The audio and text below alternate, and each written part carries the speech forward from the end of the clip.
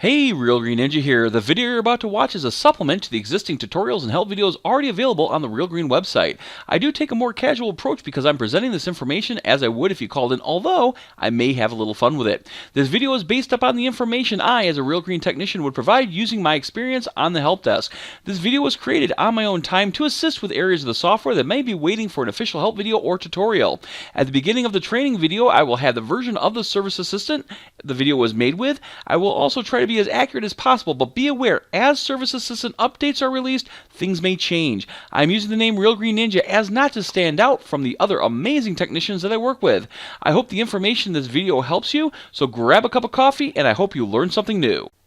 Hey, Real Green Ninja here. Today we're going to talk about the scheduler. The scheduler is a very powerful tool in Service Assistant and is usually used for people that actually need to schedule the jobs when they're going out to the properties. For example, lawn mowing, or if you're doing irrigation startups and shutdowns, or if you're doing some sort of pest control. Again, the scheduler is very powerful for those jobs that you need to schedule. Usually with fertilization, you don't use schedule dates, but there are some companies out there that use schedule dates for the fertilization. Entirely up to you how you want to use the software. But today we're going to talk about the scheduler and how to use it. So let's begin. First thing I need to do is I want to open up the scheduling worksheet. Now the scheduling worksheet is opened by hitting this little calendar icon up here at the top. When we hit the calendar, it's going to open the scheduler in a new window.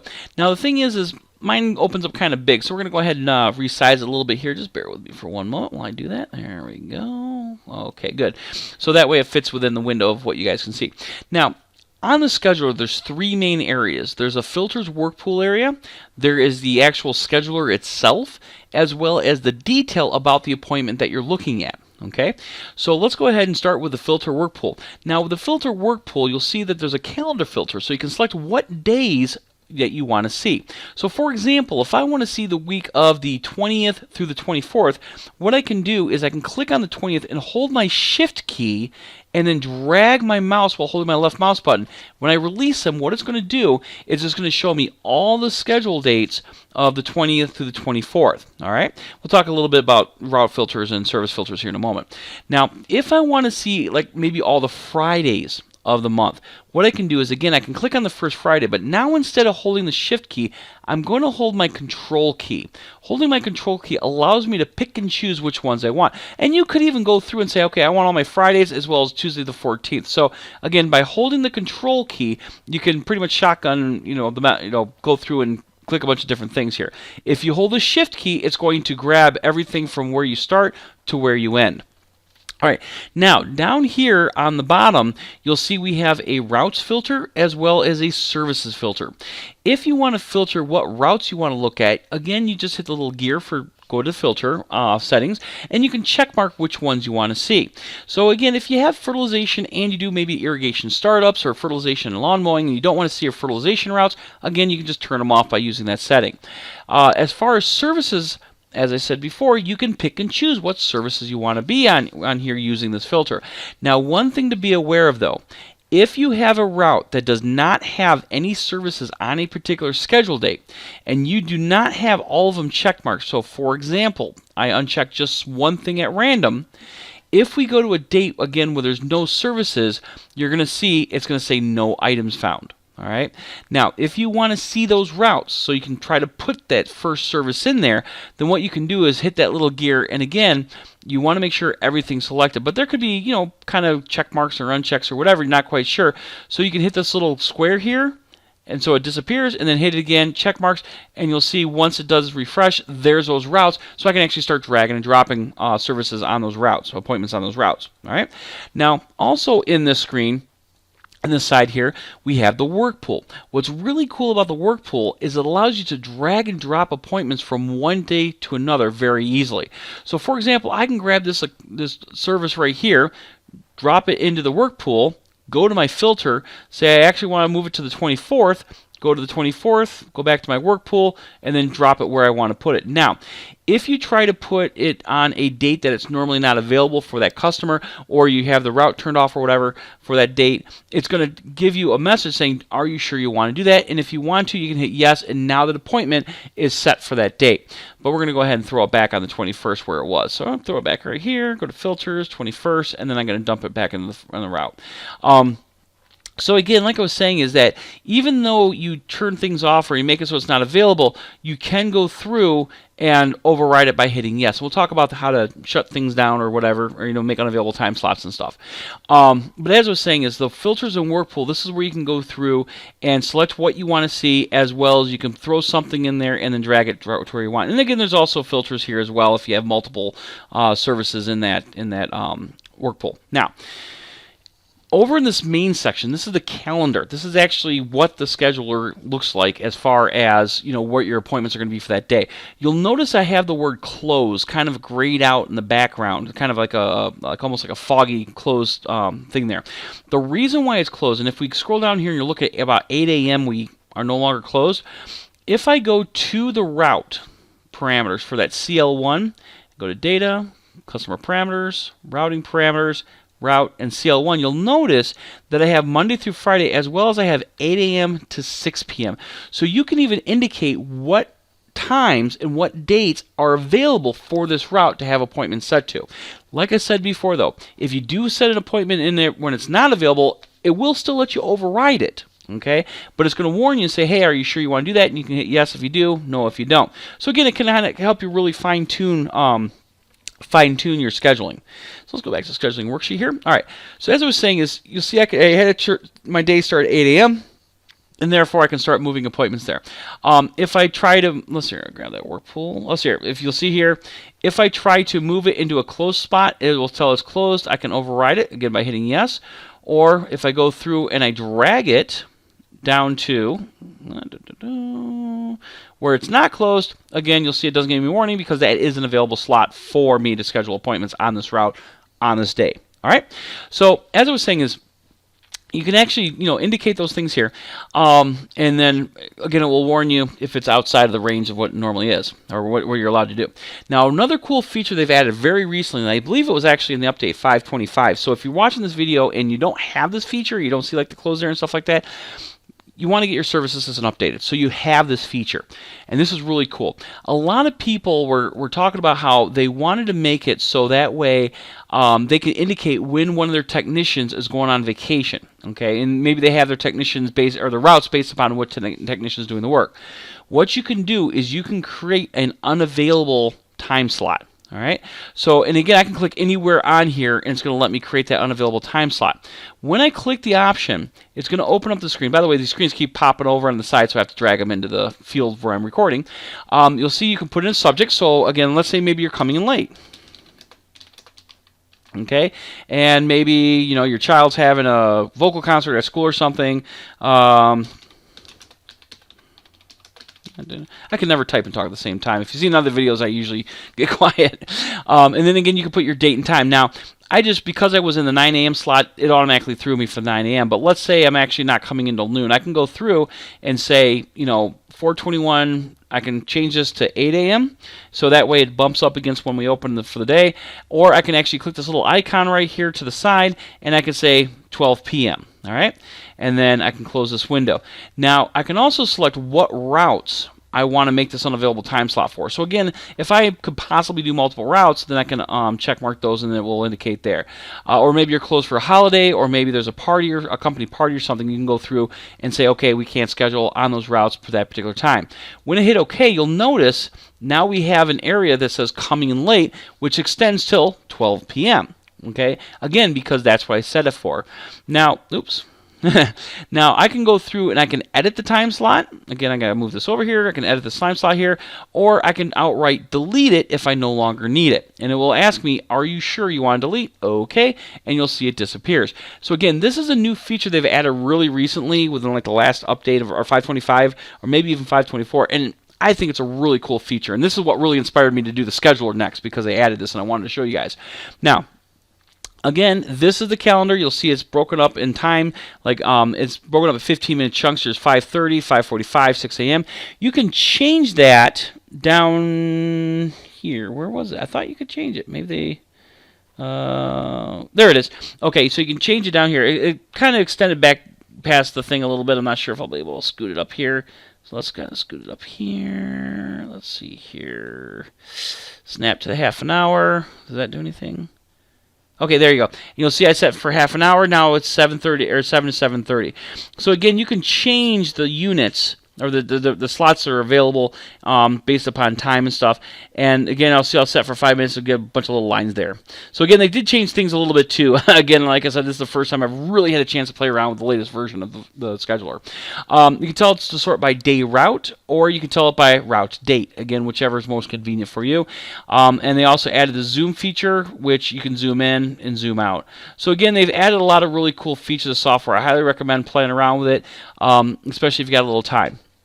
Okay, so once you have your appointments and everything in there, you can also go to grid view, and we'll talk about moving appointments around here in a moment. We can go to grid view, and when we go to grid view, you'll see it's going to show you all the appointments or all the services spread out. All right, and it's just going to give you a detail of what appointments are on that list. Now, another cool feature is the map view. So when you click on map, and of course you do have to have Mapping Assistant, which means you have the Microsoft Map Point if you have Mapping Assistant, or if you do convert to the ALK maps, which is I'm going to show you right now, you do have to have some sort of Mapping Assistant or Routing Assistant to be able to use this feature. Otherwise, it's going to be grayed out.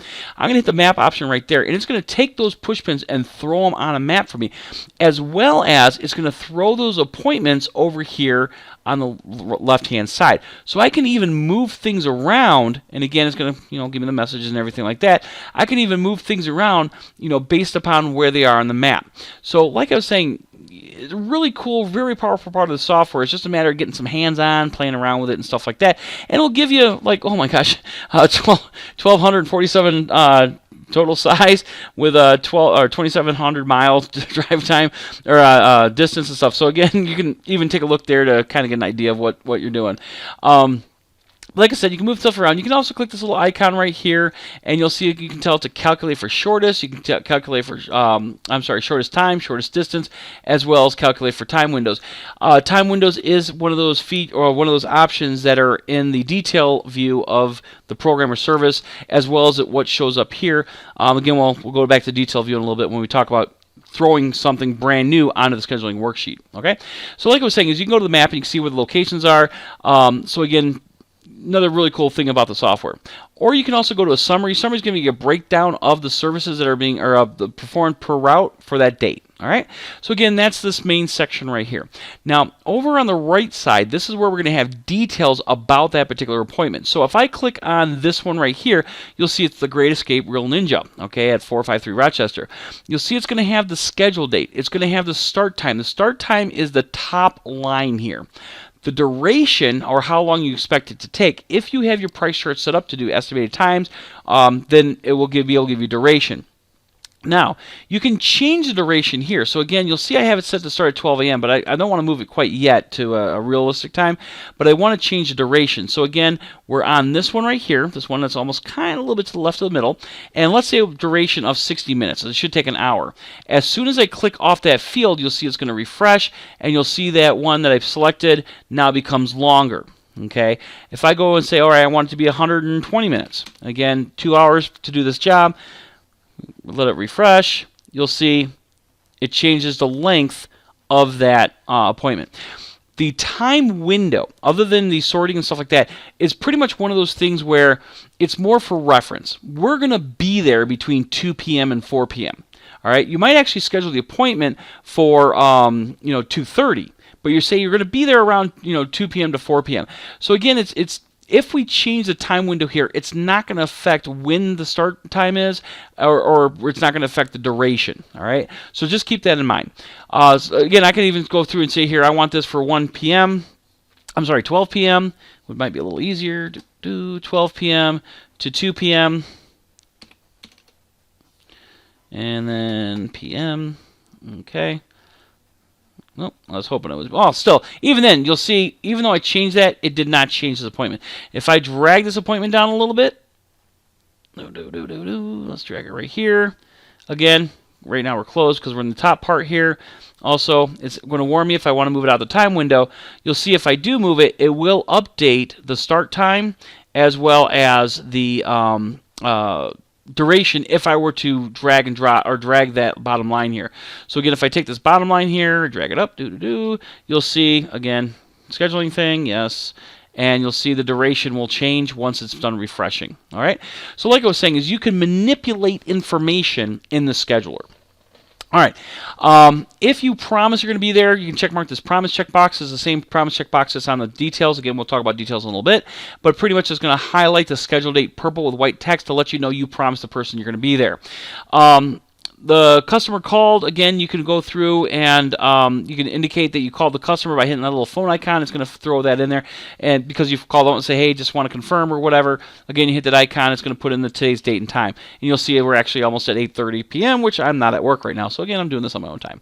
All right, you can also change the route. You can also add technician round notes. You can add technician program notes. You can add customer round notes, customer program notes, as well as invoice worksheet notes. Again, those are all fields that are in the detailed view of the scheduler. Okay, so like I was saying, is you could manipulate information. I can't just go outright and add a service to this customer. Okay, I'd have to go to the customer screen, add the service, and so on and so forth. Now, let's go ahead and go back to the map because I want to actually have it go through and sort by distance, or sort by arrange it by time or something like that. So I'm going to go through and I'm going to hit this little drop down here and I'm going to say calculate for shortest distance.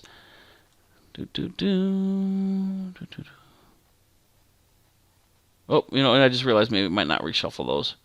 Again, this is the first time I've had a real good opportunity to play around with this. Okay, so it's just recalculating the driving. So, oh no, maybe it didn't. Okay, there we go.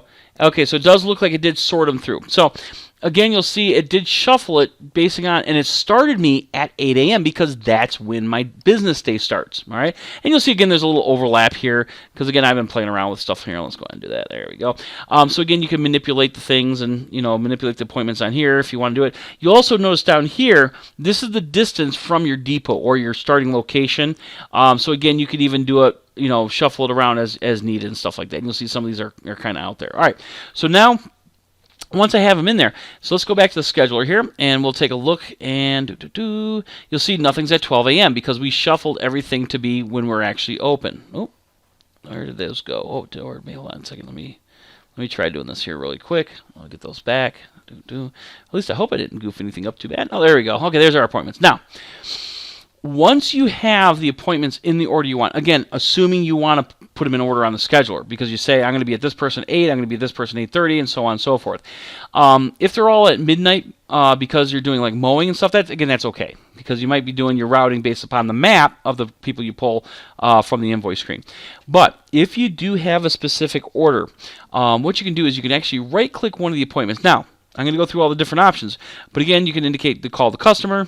Again, that's the little thing down here, but you can tell the system I want to go to the customer detail screen. So you'll see it's going to open up the customer detail screen. And let's go back to the scheduling worksheet.